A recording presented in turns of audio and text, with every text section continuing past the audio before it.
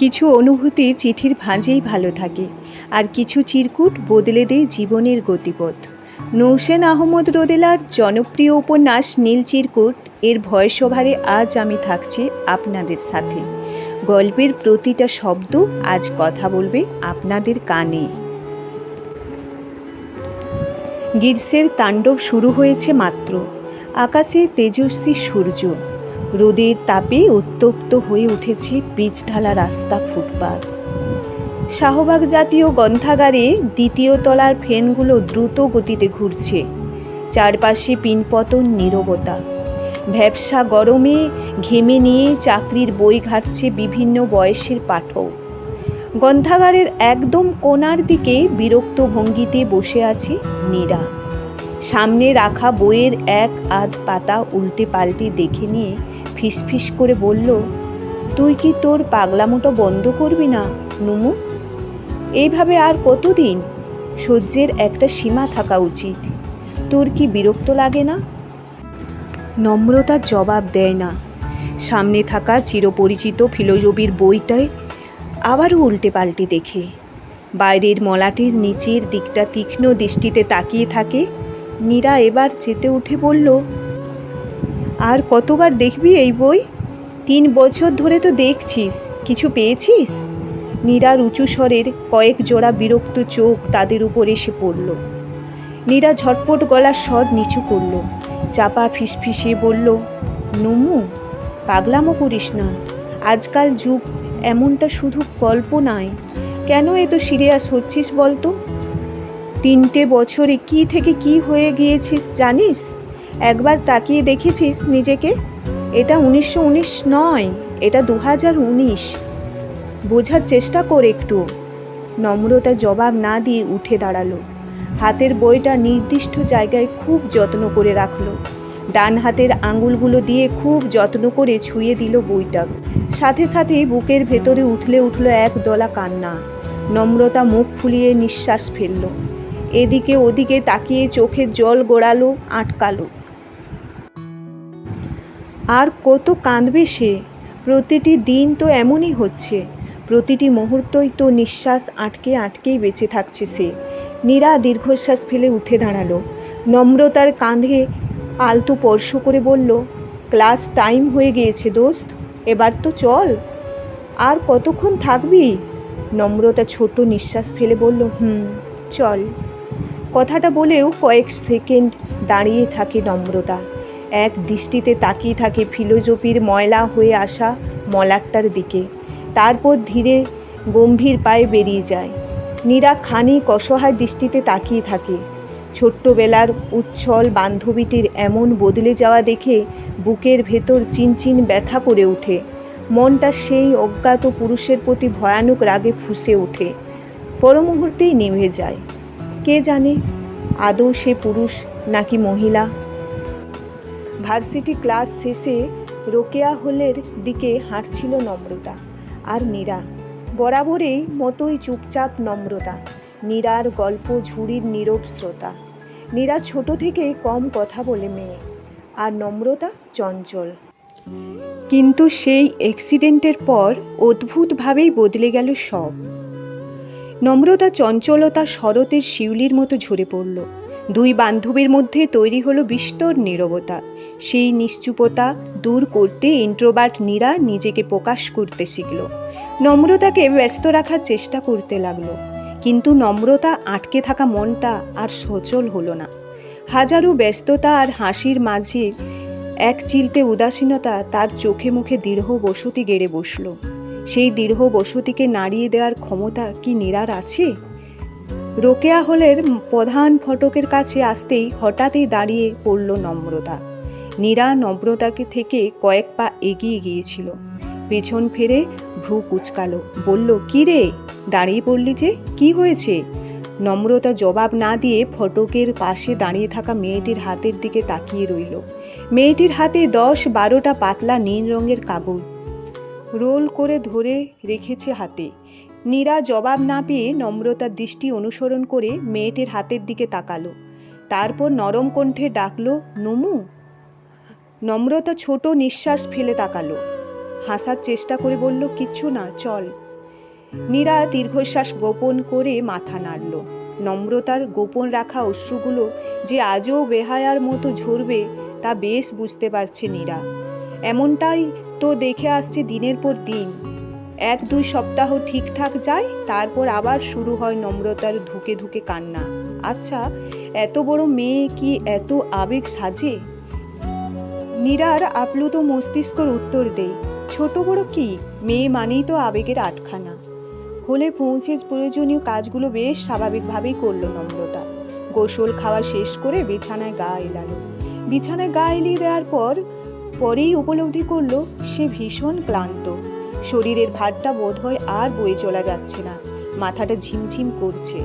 বুকে জমিয়ে রাখা কান্নাগুলো উথলে উথলে উঠছে। ক্লান্ত চোখ জোড়া বন্ধ করে আগাগোড়া অশনি হয়ে এক ব্যথা চিনচিন করে উঠল। নম্রতা হুড়মুড় করে উঠে বসলো। টেবিলের ডয়ারে থাকা পুরনো ডায়েরিটা বের করে বুকে চেপে ধরল। গলাটা খানিকটা কাঁপছে তার, বোধ হয় কান্না পাচ্ছে। নম্রতা বিছানার সাথে লাগোয়া দেয়ালে ঠেস দিয়ে বসলো। চোখ দুটো বুজে নিয়ে বুক ফুলিয়ে শ্বাস নিল। ডায়েরিটাকে আরো শক্ত করে চেপে ধরল বুকে। মনের কার্নিশে ভেসে উঠল প্রায় 4 বছর আগের অদ্ভুত সুন্দর দিনগুলোর কথা। তখন কতটা চঞ্চল ছিল নম্রতা। 2015 সাল মাত্রই কলেজে পা রেখেছে নম্রতা। দীর্ঘ সময় গার্লস স্কুলে আটকানো মেয়েগুলো যেমন কলেজে উঠেই পাখা মেলে দেয় আকাশে, ঠিক তেমনিভাবেই পাখা ছড়িয়েছিল নম্রতা। ক্লাসের বাইরে বান্ধবীদের আড্ডায় দুষ্টুমিতে ছেয়ে গিয়েছিল সে। কিভাবে একদল ছেলে বন্ধুও জুটিয়ে নিয়েছিল, কিন্তু কারোর সাথে তেমন একটা ঘনিষ্ঠতা হয়ে ওঠেনি। উকিল বাবার 2 মেয়ের বড় জনেই ছিল নম্রতা। ছোট বোন নন্দিতা তখন ক্লাস 1-এ গণ্ডি পা দিয়েছে মাত্র। নম্রতা তখন শাহবাগেই থাকতো। তাদের ধানমন্ডির বাড়িটা কমপ্লিট হয়নি তখনও। সেই বছর বান্ধবীদের সঙ্গ পেয়ে জাহাঙ্গীরনগর থেকে শুরু করে রবীন্দ্র সরোবর চষে বেড়ানো হলো তার। বাসায় বেশ কয়েকবার জব্বর বকুনিও খেলো। ভালো মেয়ের পদবিটা সরে গিয়ে দুষ্টু ফাজিল মেয়ের পদবিগুলো সেই বছর পাওয়া হলো। এই দুষ্টুমি ভরা জীবনটাতেই হঠাৎই একদিন ঘটনাপ্রবহতা এলো। কলেজ ফাঁকি দিয়ে বান্ধবীদের গিয়ে বসলো শাহবাগ জাতীয় গ্রন্থাগারে। সেই সময় নম্রতা ব্যতীত বান্ধবীদের প্রায় সবারই বয়ফ্রেন্ড ছিল। নম্রতা প্রেম ভালোবাসা পছন্দ করে না তেমনটাও নয়, বরং প্রেম নিয়ে নম্রতা ছিল অন্যরকম বিলাসিতা। ফেসবুক, হোয়াটসঅ্যাপ বা সামনাসামনি প্রেম তো সবাই করে। নম্রতার ইচ্ছে সে চিঠি প্রেম করবে, একদম সেই আগের যুগের মতো। সপ্তাহে একটা চিঠি পাওয়া, ধুরু ধুরু বুকে সে চিঠি পড়া, বুক ভরা আবেগ নিয়ে চিঠি লেখা, আক্ষেপ করা, আরও কত কি। নম্রতার এমন অদ্ভুত কথায় হেসে কুল পেত না নীরা। সেবারও তাই হলো। নীরা হাসতে হাসতে বলল, তোর এমনও হয় নাকি? ওসব শুধু কল্পনাতেই সম্ভব। এটা তোর মান্ধাতার আমল না দোস্ত। 2015 সাল। এখন প্রথম দিন প্রেম করে দ্বিতীয় দিনে বন্ধুদের ফাঁকা বাসা খুঁজে ছেলেরা। সেই যুগে এসে চিঠি প্রেম, তাও আবার না দেখে। ইম্পসিবল। অমন ছেলে বাংলাদেশে কেন? এই পৃথিবীতে আছে কিনা সন্দেহ। নম্রতা মুখ ফুলিয়ে বলল, একদম ফাউল আলাপ করবি না বলছি। প্রেম করতে হলে চিঠি প্রেমই করব, তবু না দেখে, একদম পুরাতন যুগের মতো। আমাদের যোগাযোগের শুধু একটা সোর্সেই থাকবে, তা হলো চিঠি। ফেসবুক, মেসেঞ্জার, হোয়াটসঅ্যাপ কিচ্ছু না। একটা চিঠি পাওয়ার আশায় ক্যালেন্ডারে দিন গুনব, আর যখন সেই আকাঙ্ক্ষিত চিঠিটা পাবো, তখন এক মুঠো স্বর্গীয় সুখ আছড়ে পড়বে আমার বুকে। ভাবতে পারছিস? নীরা বইয়ের পাতা উল্টাতে উল্টাতে তাচ্ছিল্য করে হাসলো, মাথা নেড়ে বলল, পাচ্ছি।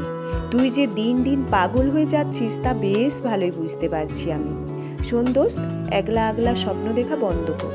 এই আধুনিক যুগে এসে যোগাযোগের এত এত উপকরণ থাকা সত্ত্বেও কোনো ছেলে একটা চিঠি পাওয়ার আশায় বসে থাকবে না। আগে প্রেম করার আর কোনো রাস্তা ছিল না বলে চিঠি চালান হতো। এখন সেই সমস্যা নেই।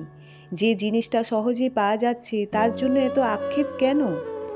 নম্রতা উৎসাহ নিয়ে বলল, তুই বুঝতে পারছিস না? সহজ জিনিস তো সবাই পায়।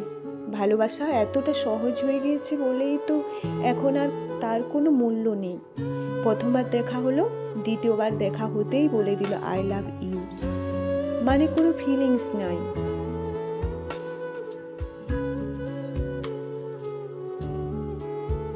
বলতে হয় বলে বলছে, বলতে না হলে বলতো না। আই লাভ ইউ শব্দটা যোগাযোগের সহজলভ্যতার জন্যই এতটা ঠুনকো আর সস্তা হয়ে গিয়েছে। কিন্তু আমার প্রেম হবে ইউনিক। চিঠিতে দুজনের আবেগ থাকবে, অপেক্ষা থাকবে, এক চিঠি বারবার পড়ার আকুতি থাকবে। তারপর ধীরে ধীরে গড়ে উঠবে বন্ধন, যোগসূত্র। নীরা হাত জোড় করে নিচু স্বরে বলল, আমারে ক্ষমা দে মা, এইসব পাগলা আলাপ দয়া কইরা আর করিস না। মানুষ তোরে পাবনায় দিয়ে আইব। জীবনটা সিনেমা ন দোস্ত, তুই তো রীতিমতো বাংলা সিনেমা রচনা করে ফেলেছিস। নম্রতা ফুঁসে উঠে বলল, ঠাডাইয়া লাগামু এক চড়, তোর বিশ্বাস করতে ইচ্ছে না করলে করিস না। জোর করছে কে? চিঠি প্রেম হবে কি হবে না তা আগে কি করে বলছিস তুই? আগে তো চেষ্টা করে দেখি নাকি? নীরা সন্দেহান গলায় বলল, চেষ্টা? তা কি করে চেষ্টা করবি তুই? নম্রতা দুর্বোধ্য হাসল। নোটবুক থেকে একটা নীল রঙের কাগজ টেনে নিয়ে বলল, এইভাবে। নীরা বুঝতে না পেরে বলল, মানে? নম্রতা জবাব দিল না। নীল কাগজের মসৃণ জমিনে একের পর এক আগোছালো শব্দগুচ্ছ সাজাতে লাগলো। তার প্রথম সম্বোধনটা ছিল প্রিয়। তোমায় সম্বোধন করার জন্য চমৎকার কোনো শব্দ এই মুহূর্তে মাথায় আসছে না আমার, তাই সম্বোধনটা উজ্জ্ব রাখছি। তুমি তো জানো, নীরবতাতেই মিশে থাকে হাজারো আকুতি, হাজারো ভালোবাসা। তাই এই নীরবতা থেকেই না হয় খুঁজে নাও সেই নাম। চমৎকার সেই সম্বোধন, যে সম্বোধনে কেঁপে উঠবে তোমার বুক, ঠোঁটে ফুটবে তৃপ্তির হাসি। আচ্ছা, তুমি আমি দুজনেই কি এক? যদি একই হই, তাহলে কি তোমার স্বপ্নগুলো আমার স্বপ্নের মতো ধোঁয়াশে? ভীষণ আগোছালো এই মনটা কি হঠাৎই ভীষণ অভিমানে আমার মতো আরো খানিকটা আগোছালো হয়ে যায়? আমার হয়, খুব করে হয় জানো। হঠাৎ করে চমকে উঠি, হঠাৎ করেই কান্না পায়, বুকে ব্যথা হয়, তার সাথে অসহনীয় এক শূন্যতা। সেই শূন্য মনে খাঁ খাঁ দুপুর নেমে আসে কখনো, বা নামে গাঢ় বর্ষা। দুপুরের প্রখরতায় পুড়ে তামাটে হয় এই মন। বর্ষা হয় আপ্লুত রক্তে ভেজা বান, বুকের কোথাও যেন তীক্ষ্ণ ব্যথা হয়। অযথায় কান্নাগুলো গলায় এসে আটকে যায়। ছন্ন ছাড়া বাতাসে উড়ে চলে লম্বা চুল, উদাসী চোখ দুটো বরাবর পাতা ঝাপটায়, কিন্তু অপেক্ষাটা ফুরায় না। মন বলে এই তো আসবে, এখন এই তো সময়, কিন্তু আসে না। কি আসে না? কেন আসে না জানি না, শুধু জানি অপেক্ষাটাই ফুরায় না। সেই অপেক্ষাটা বুঝি নির্ভীক অমর? এই অপেক্ষার হয়তো মৃত্যু নেই। আমি এই অপেক্ষাটার নাম দিয়েছি জানো, এই অপেক্ষাটার নাম হলো স্পেন অফ এক্সপেক্ট। আমার ছোট থেকেই খুব ইচ্ছে একজন পত্রমিতা হবে আমার, একদম পুরাতন দিনের মতো। আচ্ছা, তুমি কি অনেক আগের যুগের চিঠি প্রেমের গল্পগুলো শুনেছ? সেখানে একটা চিঠিকে ঘিরে প্রেমিক প্রেমিকার কত আবেগ, কত অনুভূতি থাকে দেখেছ? রোজ কারো চিঠির জন্য অপেক্ষা, কাঁপা কাঁপা বুকে সেই চিঠি পড়া, ঘুমহীন চোখ দুটো চিঠির পাতায় নিবদ্ধ করে প্রত্যেকটি অক্ষর বুকের মাঝে গেঁথে নেওয়া। ইস, কি অনুভূতি! আজকালকার সহজলভ্য দিনগুলো এমন একজন দুষ্প্রাপ্য বন্ধু কি সত্যি পাওয়া যায়? পাওয়া গেলে আমি পেতে চাই, খুব করে পেতে চাই জানো। প্রেম না হোক, শুধু বন্ধুত্ব হোক। কেউ একজন আমার চিঠির অপেক্ষা করুক, চলতে থাকুক তার আমার নীল চিরকুটের গল্প। এই আধুনিক জগৎটাকে সবার অগোচরে তুমি আমি চিঠি দেয়া নেয়া করব। তুমি আমায় জানবে না, আমি তোমায় জানবো না। চিঠিতে কোনো সম্বোধন থাকবে না, শুধু থাকবে এক আকাশ আবেগ, এক ঝুড়ি কথা, আর ছোট্ট একটা আদুরি নাম। তারপর অনেক অনেক দিন পর যখন দুজন দুজনকে খুব করে চাইব, ঠিক তখন আমাদের দেখা হবে। বিষয়টা মজার না? হয়তো মজার, হয়তো নয়। তোমার কাছে মজার লাগছে কিনা বুঝতে পারছি না, তবে আমি তোমার চিঠির অপেক্ষায় রইলাম। সেই তুমিটা কে হবে জানি না, তবে এটুকু জানি সেই তুমিটা আমার সে হবে। আজ এতটুকুই। ইতি শ্যামলতা।